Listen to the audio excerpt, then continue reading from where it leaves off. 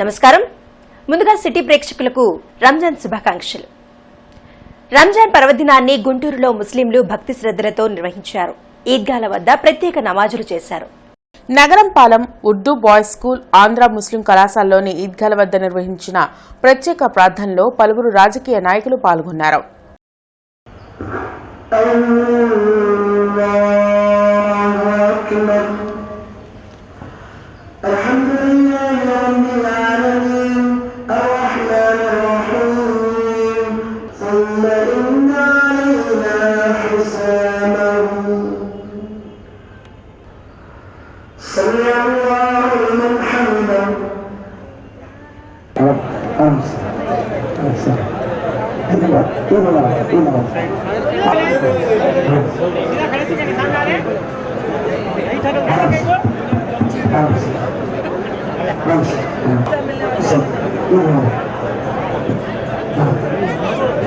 గుంటూరులో రంజాన్ పర్వదినాన్ని ఘనంగా నిర్వహించారు.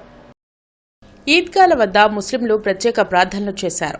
ఉర్దూ స్కూల్, ముస్లిం కళాశాలలోని ఈద్గాల వద్ద నిర్వహించిన నమాజ్లో టీడీపీ గుంటూరు ఎంపీ అభ్యర్థి పెమ్మసాని చంద్రశేఖర్, గుంటూరు తూర్పు టీడీపీ ఎమ్మెల్యే అభ్యర్థి నసీర్ అహ్మద్ పాల్గొన్నారు. ఈ సందర్భంగా ముస్లింలకు రంజాన్ శుభాకాంక్షలను తెలిపారు.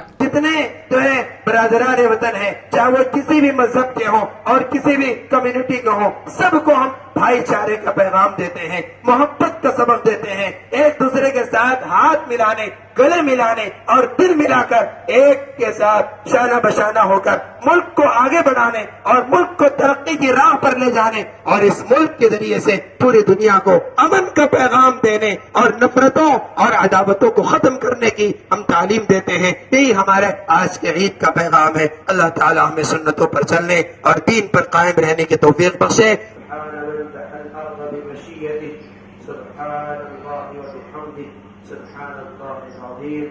سبحانك ما أعظم شانك اللهم لا نحصي ثناء عليك أنت كما أثنيت على نفسك اللهم لك से बचा, अल्लाह शराब और जुए से बचा, अल्लाह बदनिगाही और बदकारी से बचा, अल्लाह बुरे माहौल से बचा, माहौल के फितरों से हिफाजत फरमा, ऐ फरमा उनकी मकबूलियत और महबूबियत अता फरमा। ऐ अल्लाह हमारे शहर को अमन का, सलामती का, भाईचारे के गहवारा बना दे। ऐ अल्लाह पूरे इलाके को कामयाब फरमा, हमारे रियासत आंध्र प्रदेश को कामयाब फरमा।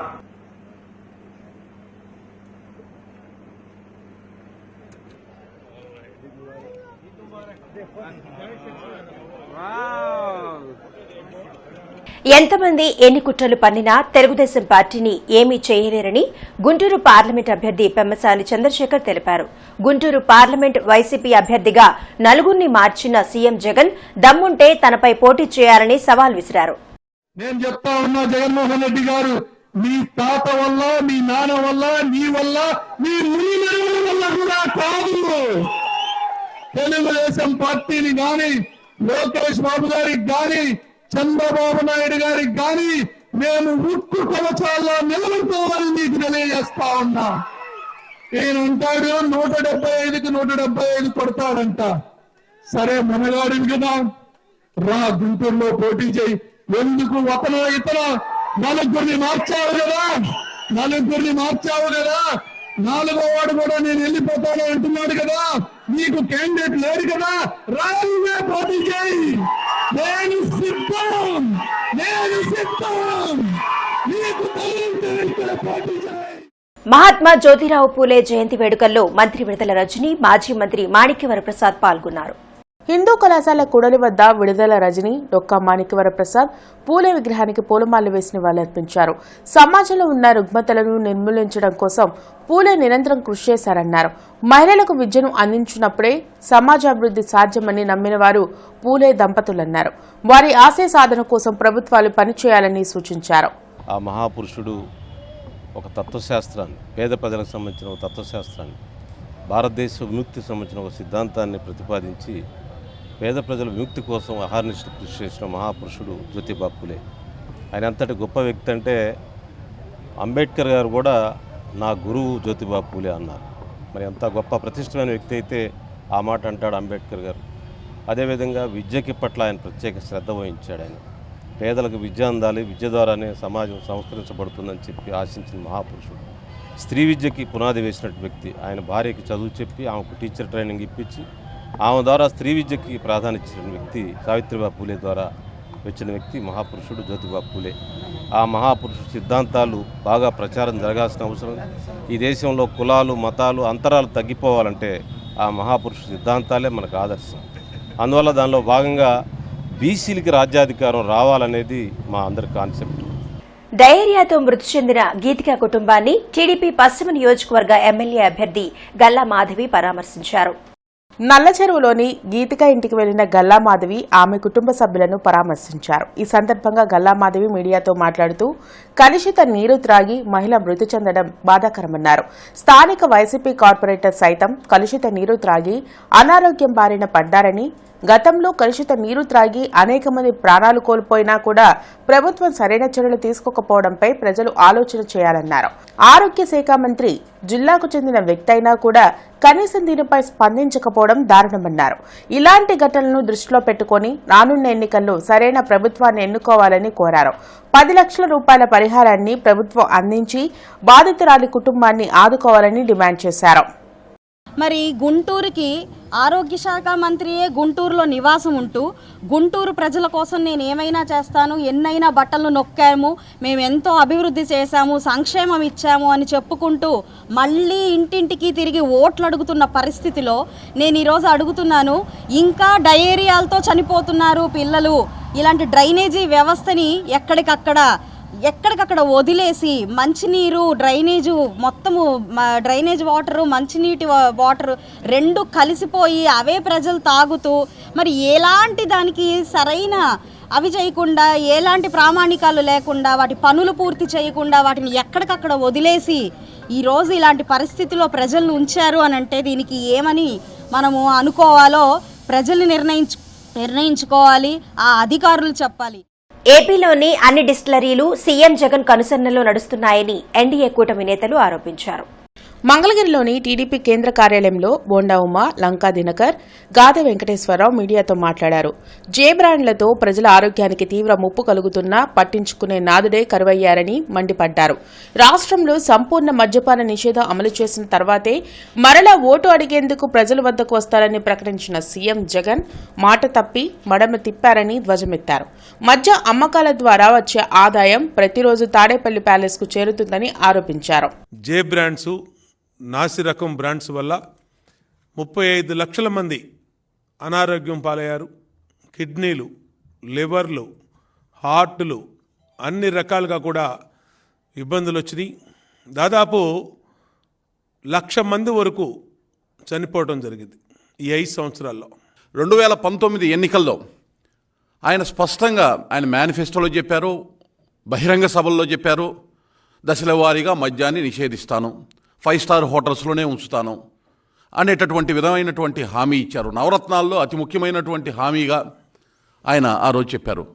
ఈరోజు 2024 నాటికి ఈరోజు చూస్తే 5 సంవత్సరాలు ఆయన పరిపాలన చూస్తే, ఒకసారి చూస్తే మద్యం ఆదాయంలో తనకి, తన సన్నిహితులకి, తన మిత్రులకి, తన శ్రేయోభిలాషులకి మద్యం ఆదాయంలోనే భాగం కావాలి, ఆ ఆదాయంలో దోచుకున్న దానిలోనే వివిధ రకాల పెట్టుబడులలో ఆ డబ్బును తరలించాలనేటటువంటి ఉద్దేశం సుస్పష్టంగా కనబడతా ఉంది. పోనీ ఇంతలాగా దోసుకున్నాడు. ఈ దోసుకున్న దాంట్లో నుంచి లేదంటే రేట్లు పెంచుతో ఏదో ప్రజలు తాగడం తగ్గించేస్తారు, ఆ రకంగా నేను నియంత్రణ చేస్తా అన్నావు.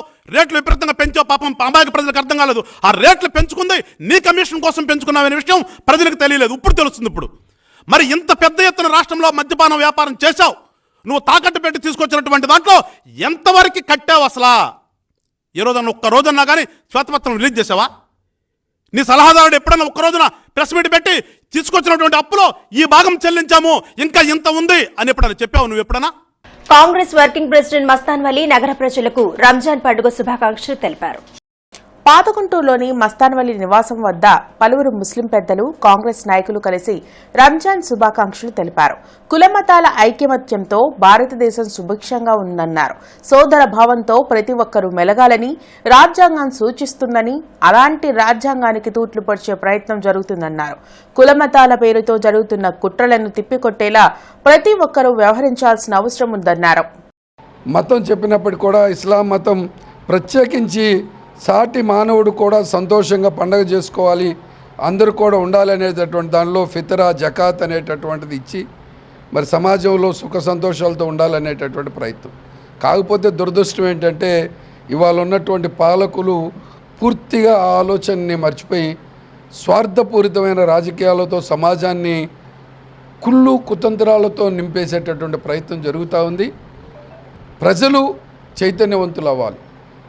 బాబాసాహెబ్ అంబేద్కర్ గారు రాసిన రాజ్యాంగం ఏం చెబుతుంది, రాజ్యాంగం భారతదేశానికి ఎంత ఉపయోగకరం జరుగుతుంది, ప్రతి మానవుడు ఏ విధంగా జీవించాలి, ఆ జీవన శైలి ఏ విధంగా ఉండాలో ప్రతి మతం చెప్పినప్పుడు కూడా మతాల ఆధారంగా మతాల సాంప్రదాయాల మనుషుల సాంప్రదాయాలు ఆచారాలకు అనుగుణంగా మనం రాజ్యాంగం రాసుకుంటే ఆ రాజ్యాంగాన్ని మార్చాలనేటటువంటి ప్రయత్నం ఇవాళ దుర్మార్గ రాజకీయ పార్టీలు చేస్తూ ఉన్నాయి.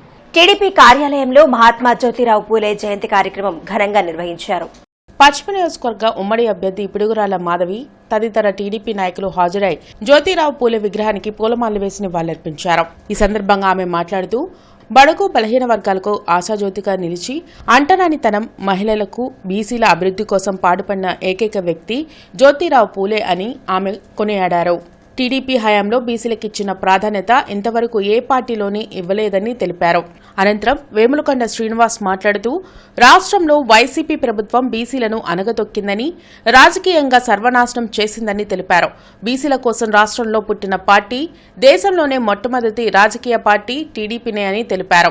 కార్యక్రమంలో చిట్టాబత్తిన చిట్టిబాబు, మల్లీశ్వరరావు, ఉప్పుటూరి పేరయ్య తదితర బీసీ నాయకులు పాల్గొన్నారు. బీజేపీ ఆధ్వర్యంలో మహాత్మా జ్యోతిరావు పూలే జయంతి వేడుకలు ఘనంగా జరిగాయి. హిందూ కళాశాల కూడలి వద్ద జరిగిన పూలే జయంతి కార్యక్రమంలో బీజేపీ జిల్లా అధ్యక్షుడు వనమా నరేంద్ర కుమార్ పాల్గొని పూలే విగ్రహానికి పూలమాల వేసి నివాళులర్పించారు. పూలే ఆశయాలను ముందుకు తీసుకువెళ్లడంలో బీజేపీ పూర్తి స్థాయిలో పనిచేస్తుందన్నారు. పూలే ఆశయ సాధనలో భాగంగా మహిళలకు అన్ని కార్యక్రమాల్లో ప్రాధాన్యత కల్పిస్తున్నట్లు తెలిపారు. బీసీల అభ్యున్నతి కోసం బీజేపీ అనేక సంక్షేమ పథకాలు అమలు చేస్తుందన్నారు.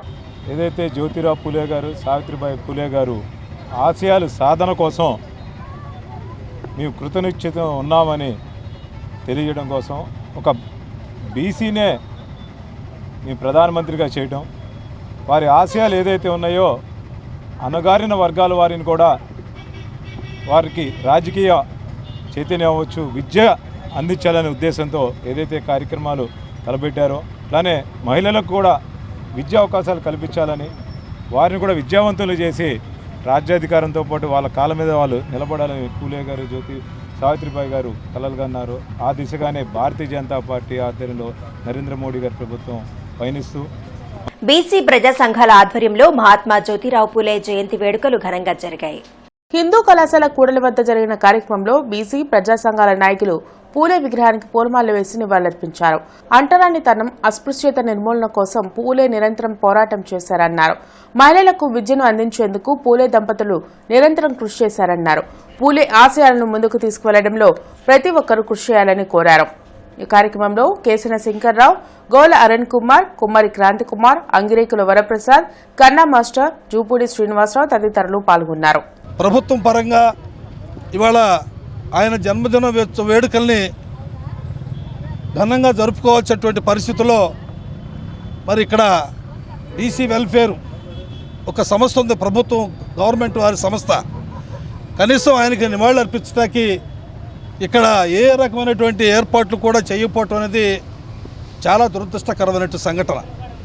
ఎందుకంటే రాజకీయ పార్టీలు ఆయన మీద ప్రేమగా రాదు, ఇక్కడికి కేవలంగా ఓట్ల కోసం ఆయన జపం చేస్తూ బీసీలందరూ కూడా మా వైపున ఉన్నారని చెప్పి రాజకీయ పార్టీలు మరి ఈ రోజున చూస్తామంటే ఎంత బాధాకరమైనటువంటి అంశం అంటే 3 వర్గాలు ముఖ్యంగా ఆ రోజు ఉన్నటువంటి అట్టడుగు వర్గాలని 2 వర్గాలు తీసుకొని దాంతోపాటు స్త్రీని కూడా ఒక వర్గంగా తీసుకొని ముగ్గురికి విద్య నేర్పడం ద్వారానే ఈ సామాజికమైన సమానత్వాన్ని సాధించగలమనే ఒక గొప్ప కాన్సెప్ట్తో ముందుకు వెళ్ళి విజయం సాధించారు.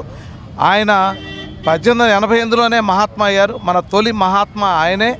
అట్లాంటి గొప్ప వ్యక్తిని ఇప్పుడు మనందరం స్మరించుకోవడం మన అదృష్టంగా భావిస్తున్నాం. అన్ని వర్ణాల స్త్రీల కోసం, అన్ని వర్గాల స్త్రీల విద్య కోసం పాటుపడిన వ్యక్తి జ్యోతిరావు పూలే గారు, సావిత్రిబాయి పూలే గారు.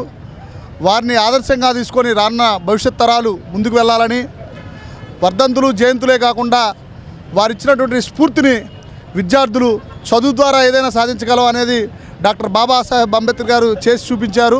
మహారాష్ట్రలో అనేక మంది మనువాదంలో చిక్కుకొని స్త్రీ బయటికి రాకూడదు అనేటువంటి ఉద్దేశం ఉన్నప్పుడు దాన్ని ఛేదించి తన భార్యనే టీచర్గా చేసి అణగారిన వర్గాలకి అంటరాని వర్గాలకి చదువు చెప్పి ఆ చదువు ద్వారా ఇవాళ దేశవ్యాప్తంగా అనేకమైనటువంటి మార్పులు తీసుకొచ్చారు.